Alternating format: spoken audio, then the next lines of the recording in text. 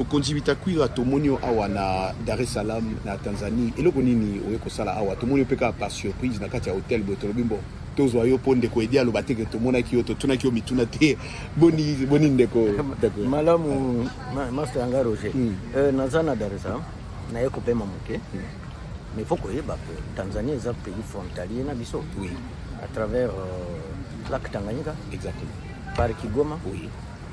Le bateau arrive dans quelques heures. Oui. Na Uvira. Oui. Uvira ndepanangai. Ah.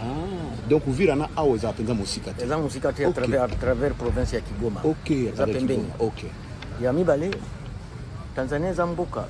Ona no salisa biso bitumba ti. Burundi si salisa biso bitumba na 96. Rwanda, Uganda. Omoni? Donc ce que vous avez en Tanzanie, vous avez na Congo. Même les langues ya batu. Ekokani. Moyen ba détecter yo kana oleki kaka boye bani ko ya za Congolais na. Na moni ngo lelo na balinga bakanga balobi yo oza Tanzania ndoza mutamboka na bisonga bitena mutamboka na biti. Omoni toza bilongi moko. Oui. Ya mibale na sina lobango. Mbala ebele na ba média kisasa. Na sous-région. Oui, sous-région ya centrale na ba pays frontalier ya Congo na biso izaka Tanzanie na Angola bango mbale ka bango mbale pona nini ka bango mbale po babundisa Centrafrique et comment boka ya batuti ah bon Kagame azali kula patron kuna Congo Brazzaville yo moko yibi mabele batekeli nani Uganda kolobate Rwanda ngo kolobate nde kolomaka ande ya Tanzania na Angola na ba pays frontalier na biso to contenant ta mo côté même Soudan akoko salisa biso le côté yeso yo moni ndenge tango to koti na yase titre na koti yawe na futi visa te vous avez kofuta ma $50 mais sinon il y a assez présence il y a assez na mboka na biso o etali bitumba et il faut renforcer bitumba makasi et donc il fallait qu'il pas il fallait pas to koti eza lukula mbule zo beta mais olobite mbule kono kisanga inakota na océan opolika ndio kopola na sapato nyoso mai koti na kati wana nde siku zote za na kati yante tabazo yibisa bango sikoyo na suka ya mbula oyo bokende po bato mingi baza kubinga biso baza kutuna mais IS wanda to sali so nani IS wanda to sali nini loko ni lese loko moto to peut-être ma visa wana $50 et si quoi on compare mboka na $50 je crois que président Zolande la makambo na alanda ka plainte pe ya bato ebele il faut s'asseoir na kotala malamu présidence ya EAC ezo sala nini na mboka na biso ezali kula MONUSCO. Là 2-3 mois, on a le bien. Qui est un casque bleu. Le casque bleu, on a tous assuré. Il y a un boka bauti bazaba soldat. Tous assuré. Parce que nous avons beaucoup de gens qui ont comme un casque bleu. Balatisi, nous avons beaucoup na et puis, au moins, nous avons en novembre. Au moins, nous avons en janvier, février, mars, avril, mai, nous avons fait et ce qui va juillet, août, septembre, octobre, et il est beaucoup de parce que bazota là, il faut tomber à la macasse.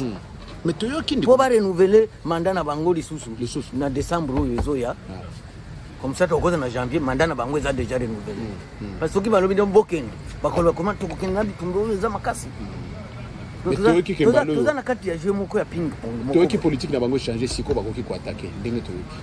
Est-ce que zandenge yuko yoke ba ko attaquer na yo so mona nano ba mituka ya MONUSCO wana ezo charger ba coltan na kati ya bapine omoni yango nante ezalo biso tozalo kula mboka bateka malero na biso badisese na biso ezalo kula mboka bateka mais sikoyo oyo bazo kamba mboka ngo il faut pas prendre au sérieux bitumba oyo naloba mokolo MONUSCO akolomwa na Congo dans 3, 4, 5 mois bitumbesi yango moko tokota na piège tokota na piège ya makasi tango nazolo babongo takwira alinaka bamindele tita bamindele oyo basi bavande pa na biso bientôt bakozala 40 ans. Ils sont arrivés en 1999. Donc pour nayo mindela ni fubalo naza sur teke epada bango bazala soda na zone di mate kama pourcentage te bamususu aza bacivile bayeli biso kaka bokende kuna baminereza ebele bokende kolukana tomonaki président ndeko Bitakwira yo mpo olandaki sûrement na 78e nani na New York te pasengaki bakende proposition na ya kosenga na devant oni omonaki yango ndenge non ezalaki mobali mpenza azoloba mais il faut sikoyo koapplike il faut esale il faut esale soki force moko oyo ezopesa nani Rwanda mpenza makasi eza mwansuka eske osi oyoka oni alibera mboka baliberia minuare na Rwanda minuare nde ya kote sa FP na aeroport ya Kanombe po babeta nani avion ya Habyarimana bazaki na Burundi tosuka bazaki na Tanzania tosuka siko Congo les champs de bataille na bango non Roger na yusio mboka za na pante moko malamu te la pante moko malamu te siko mpante malamu te Mr. Bitakwira ndenge opomoni maponemi eza koya baélection eza koya bakongolais baza mpenza motivé masolo nyonso tozoyoka bato nyonso baza koyeba te nani moto akoleka est-ce que eza Mukwege est-ce que eza Fayulu est-ce que eza Katumbi est-ce que eza Tshisekedi toyebi te mais position na yo na baélection oyo eza koya yo molobeli mpe ya mboka wana en tout cas voix na yo portaka mosika parce que olobelaka mboka wana sans ndenge oyebani sans marcher le monde ndenge balobaka na français position na yo na maponami eza koya ya année oyo tozali na 26 candidats bamosusu même ata bapostule comme administrateur de territoire moyen aleka eza